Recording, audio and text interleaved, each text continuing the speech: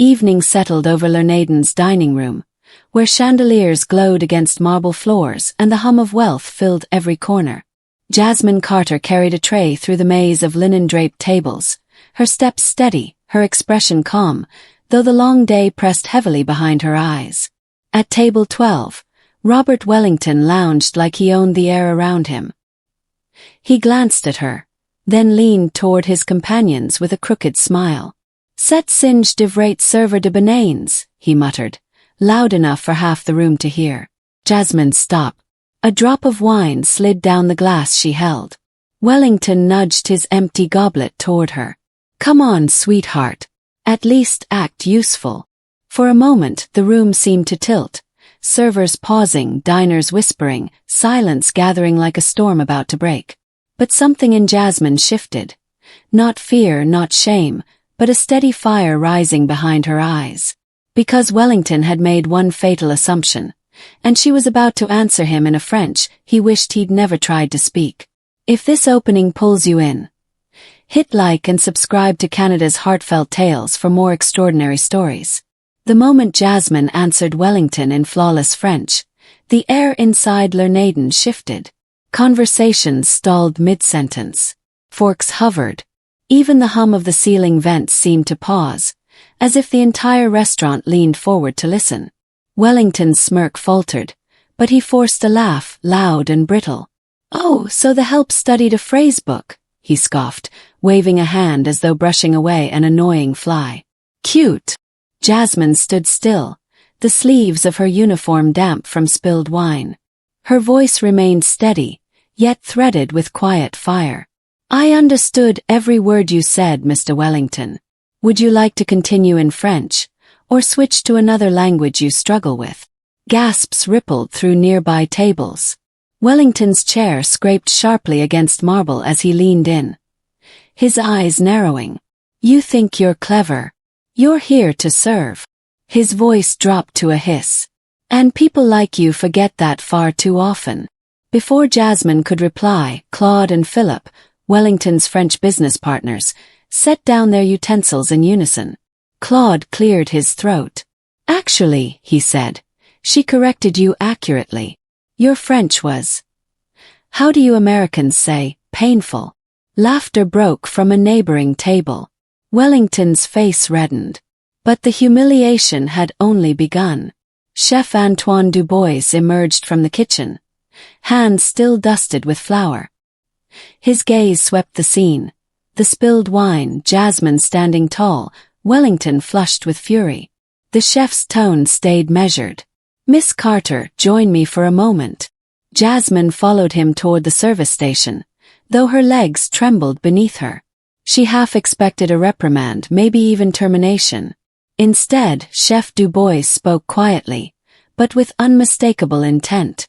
"Do you realize how many people witnessed what you just did?" he asked. "I wasn't trying to be seen," Jasmine replied. "I just refused to be stepped on." "There is a difference between defiance," the chef said, "and dignity. You acted with the latter." But the room's tension hadn't eased. From behind them came raised voices, servers whispering, diners murmuring, Wellington grumbling loudly about insubordination. Then a young server sprinted out of the kitchen. "Chef, we have a problem. Table 12 is furious. They need someone who speaks Italian. Now." Chef Dubois turned instinctively toward the hostess stand, but Jasmine was already walking toward the chaos. The Rossini family sat bunched together, 20 people in elegant attire, their anniversary celebration unraveling in real time.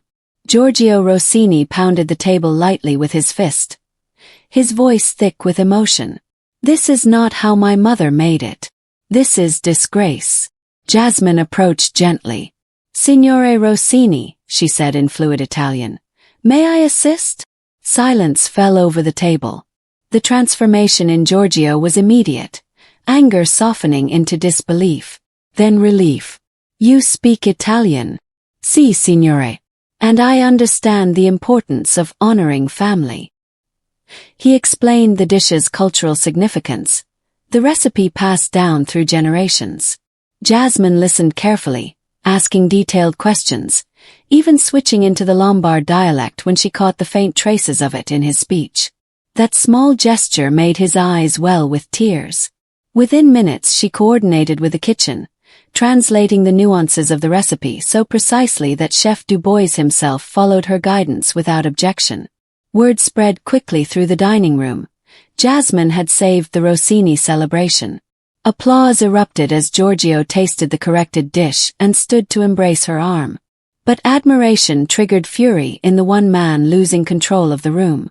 Wellington stomped beside Chef Dubois. His voice sharpened like a blade. "This has gone far enough. Fire her. Now." The chef's jaw tightened. She just saved a 20-person reservation. Firing her would be foolish.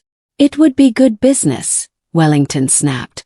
"My company books events here monthly. Do you want to lose us?"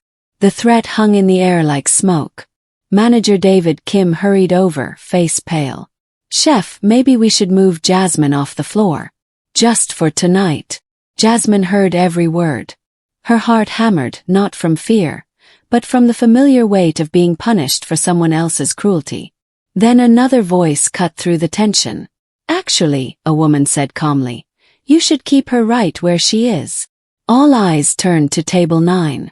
Sarah Lane, senior critic for Metropolitan Dining Review, rose from her seat. Her reputation was legendary. Anonymity, sharp tongue, impeccable integrity. Her presence alone could close or crown a restaurant. "I've been observing," Sarah said. "What I saw from Miss Carter was extraordinary.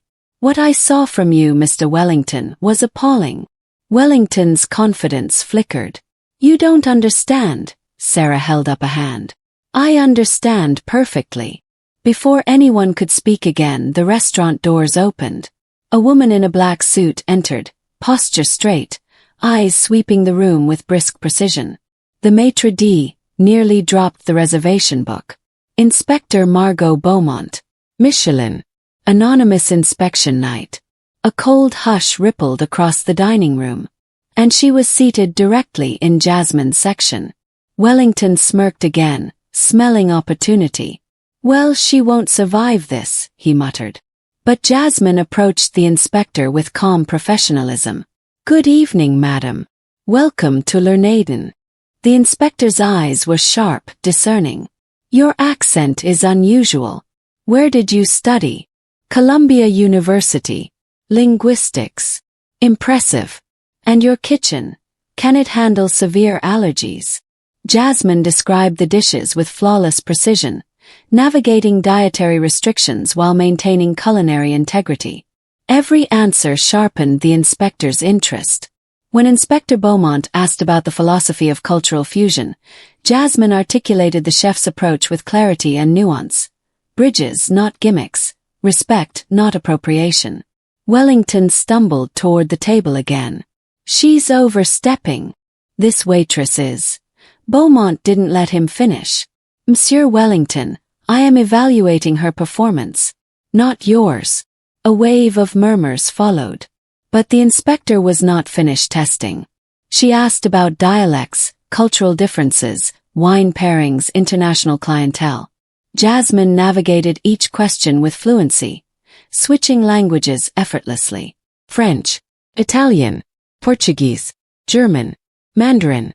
Every answer deepened the inspector's silent astonishment. And every answer pushed Wellington closer to the edge. Finally, Inspector Beaumont stood. "In 30 years of Michelin evaluations, I have rarely witnessed hospitality executed with such sophistication. Tonight, Miss Carter has displayed a mastery that transcends service." The dining room erupted in applause. And then, the inspector delivered the blow that shattered Wellington entirely. "In my report, Lernaden will not only keep its stars, it will become the model for Michelin's new cultural excellence designation. And Miss Carter will be named America's first cultural hospitality ambassador." Cheers. The kitchen staff poured out to applaud her. Giorgio Rossini's family stood as one. Even the Portuguese gentleman, still emotional from earlier, came forward to offer her his late wife's cherished book of poetry. But the final blow came when Claude and Philip approached. Miss Carter, Claude said, we are terminating our partnership with Wellington International effective immediately. Wellington staggered. You can't. I built your entire American expansion. You built arrogance, Philip replied. She built trust. Chefs, servers, guests. The entire room watched Wellington crumble. Then his phone began to buzz. Again. News had already spread. His board demanded answers. His reputation was hemorrhaging in real time. The man who tried to strip Jasmine of dignity now stood stripped of everything that protected him. Jasmine turned toward him, not triumphant, not spiteful, just resolute. Respect is not something you own, Mr. Wellington, she said softly. It's something you give. He had nothing left to say. And the restaurant, once silent under his insults, now erupted into applause that drowned him out completely.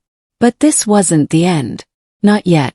Because the consequences waiting outside Lernaden's doors were far more devastating than public humiliation.